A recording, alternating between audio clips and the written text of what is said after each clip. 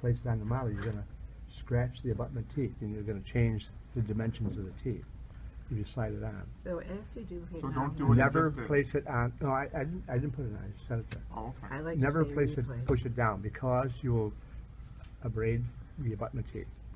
If need be, when you're first learning, if you don't know how to block out real well, and you're fitting these frames each time after they're cast, that means you'd be grinding out the insides to make it fit.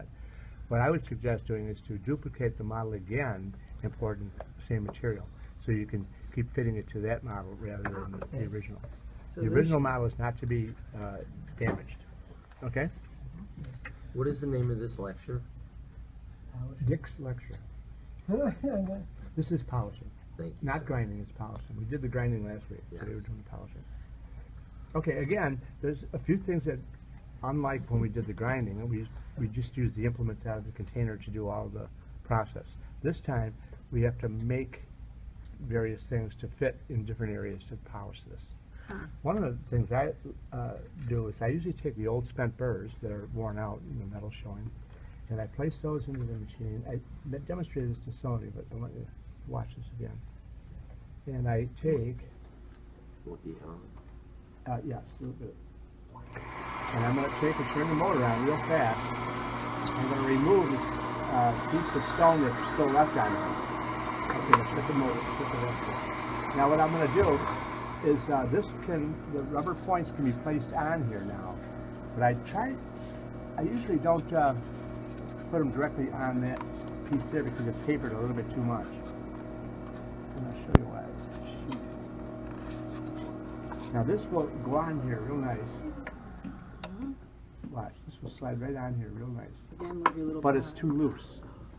So what I do is I take that off, and I reverse this, I flip it over, and I'm going to true this down to the size I want it to be to fit the rubber point.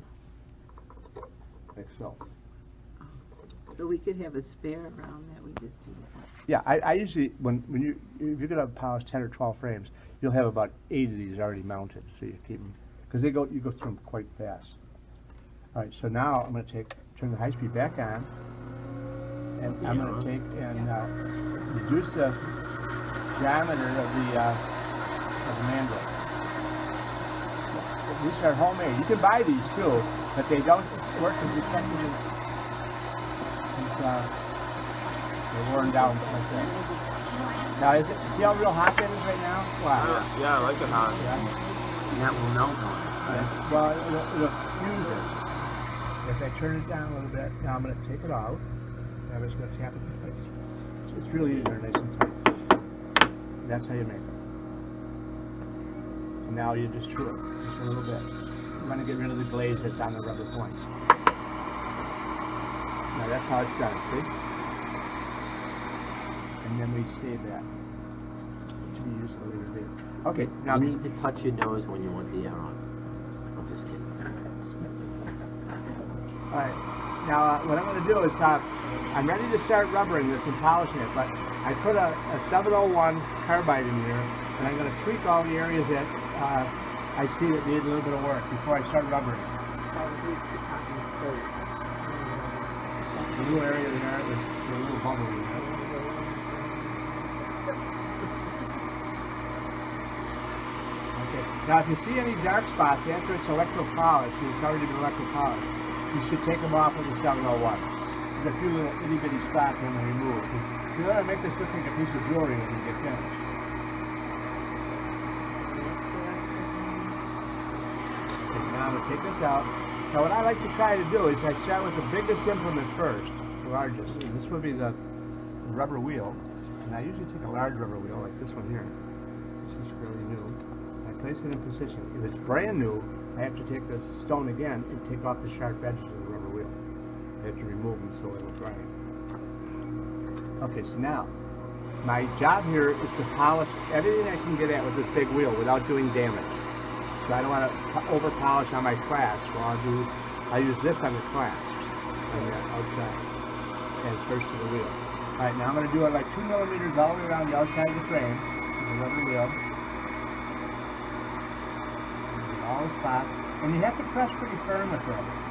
And making sure you hold your fingers as close as you can to where you're polishing, because this will warp very easily because you overheat it with the rubber wheel. Again, that's one of the points I keep stressing is warping with the springs. And keep your water close because this gets very warm. This is coming along pretty nice. And you keep a rapid movement all the time. When you burn your finger with this rubber wheel, don't lick them. There's rubber dust all over your fingers. And the ink gets on your lips. And then you'll tissue. I still think. Now again, I do the finish lines. Remember how we had I waxed real smooth and the polish was real nice in the finish line area. Now you can do this on a lathe on the regular bench lathe, but it'll take you about a year. So I would recommend it. Why is that? This one spins a lot faster? This one spins 3 times faster. Even if you put the bench lathe to fast? Yeah. Especially if it's fast. Yeah. Now I know people, I don't really know they're all deceased, but they used to polish these with a hand piece. It takes them about 3 hours. So. That's why they're dead. Yeah. And they had to breathe all the fumes. They couldn't ever. You let your container get polished? This dick didn't allow blowers in his No, never his did. lab. So they all died of asbestos and mesothelioma. A big road for me this early in the morning.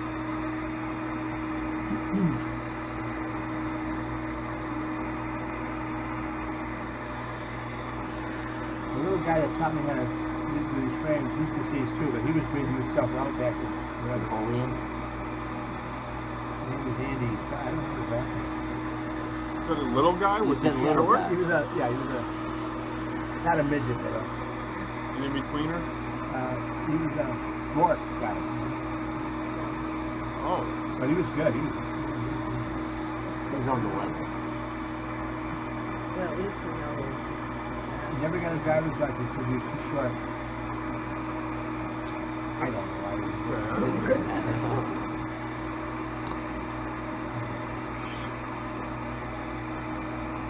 Now, if you see any major pits when you get going, you gotta try and take them out if you can. And get rid of them. I can show you how to hide them later if you wanna remove them if you can.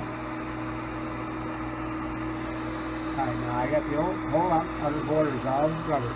Now, what I'll do is I'll take this wheel and I'll also highly buff a little bit of the glue guys that stick up. Those don't have to be irregular. They can be, notice how I held it. I know.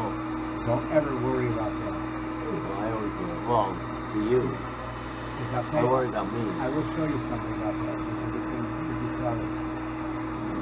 Sometimes if this grabs on you and flips it, it'll break your bulbs up here, and that can happen. Keep the frame out. And usually it bends the frame so it can look perfect. Better the bulb than sticking you in the face. And yeah, you can do that. I have to have a stick in my finger. Right, now, I'm going to take this large rubber wheel and I'm going to start here in the back corner and polish my occlusal red. Real nice. And then I will proceed down around the class arms a little bit. You're so good. I like doing it. And I will tell you, this is the first time I've rubber something since I had heart surgery. So if I die here while I'm doing it, don't worry. I'll save you. Throw a blanket over me. You might be the only man I give mouth to mouth to. Oh my God. If I'm I saving hope I him, die before he gets to me. right? I could fake it. Yeah, a lot of first aid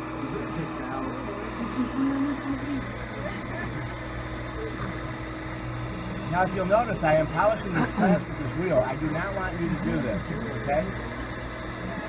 Because you'll do damage.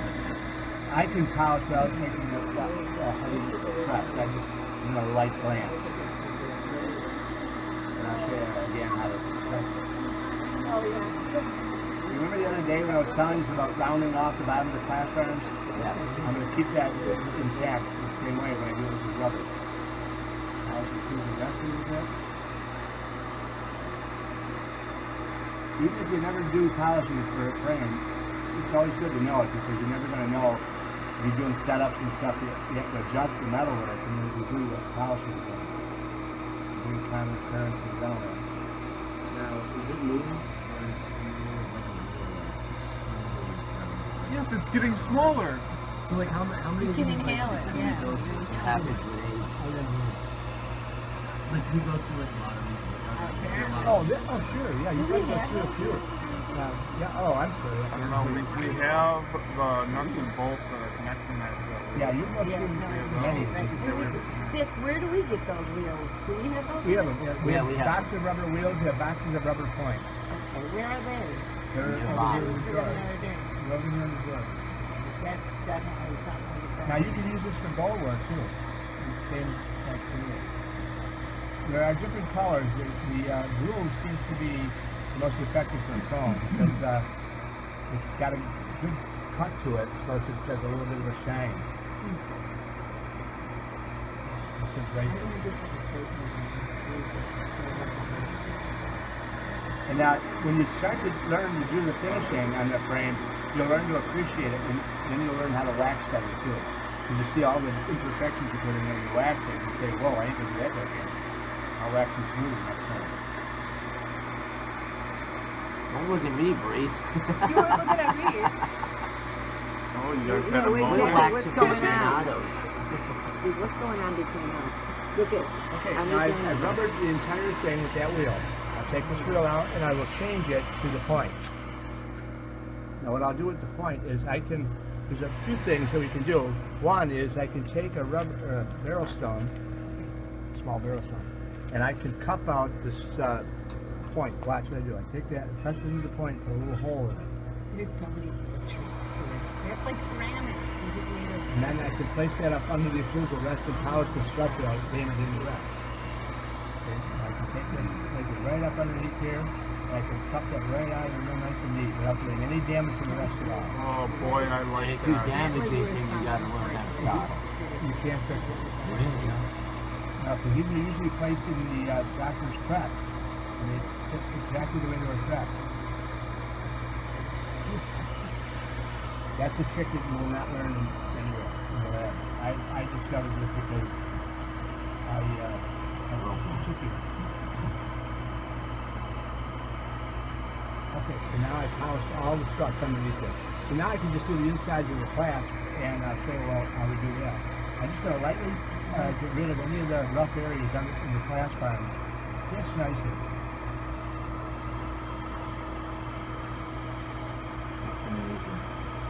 Lastly, I'm going to take that same rubber point and I'm going to go over the rubber that I had previously rubbered and I'm going to blend it out at this point. That's how nice this will be. Okay. And I make sure I maintain the roundness on the underside just a little bit.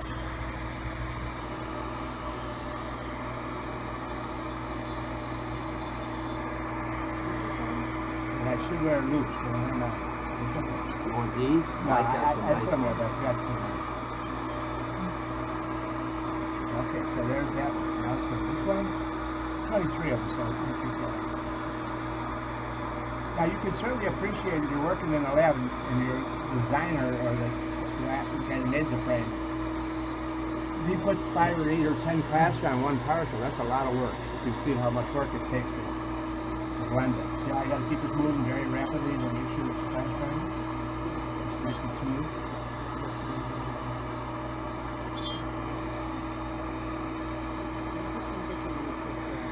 And again, the underside of the clasp are just lightly touching so they're nice and rounded.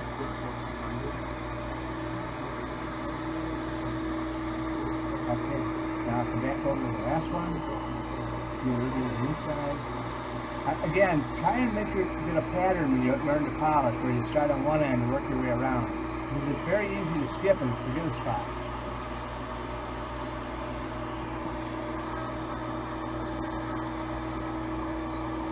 But I'm going to show you a trick on worrying about that after.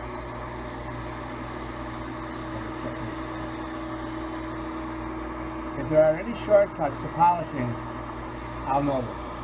Because I used to do a lot of it. I couldn't spend all Now again, I'm gonna go around all the edges with this and blend everything that I had previously done with the wheel. When I went with the wheel, I was taking out all the scratches. Now I'm blending it all, making it all one plane.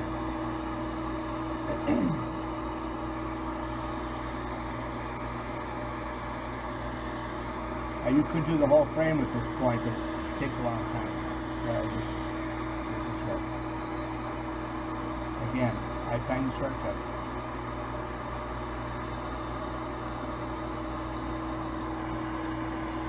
As a young guy doing in this industry, I was getting paid piecework. Back in the 60s, I would get an extra $1 for every one of these I did. Wow. You should see what I could do. And everybody was making $40 a week. Give me $30 a day doing me. Right? And I'm just going over the little bit of the blue guy, getting a little bit of highlight in there. Just flip it over and do the underside very gently. I'm just trying to get rid of the dullness by going over at this point. The point won't take off too much value of the frame. We'll just do a very light blend of it.